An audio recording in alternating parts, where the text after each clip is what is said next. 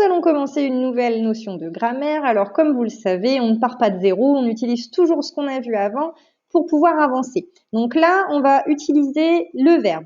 Donc, je vous ai expliqué les semaines précédentes que le verbe, soit on le trouve tout seul, donc pleurer, manger, courir, boire, ou là, dans ce cas-là, on n'a pas le sujet, on ne sait pas qui est-ce qui fait cette action-là. Et à l'inverse, on a le verbe qui est conjugué. Donc, quand il est conjugué, ça veut dire qu'on sait qui est-ce qui fait l'action. Donc là, je vous ai mis un exemple, je vous ai mis « elle mange ». Donc, qui est-ce qui mange? C'est elle. On pourrait remplacer elle par la fille, par l'abeille, peu importe, quelque chose de féminin en tout cas. Et dans tous les cas, lorsque le verbe est conjugué, on a un sujet juste devant. On sait qui est-ce qui fait l'action. Donc ça, c'était pour le petit rappel. Pour commencer cette notion, je vous propose de partir de deux images. Donc, ce que je vous demande de faire, c'est de me trouver pour chaque image le verbe qui correspond à l'action. Une fois que vous avez trouvé les deux verbes, je vous demande de me comparer ces deux verbes et de me dire un petit peu quel est le lien en termes de sens. D'accord? Effectivement, pour l'image de gauche, le petit bonhomme est en train de descendre. Et de l'autre côté, le petit bonhomme de droite est en train de monter. Donc les deux verbes étaient descendre et monter.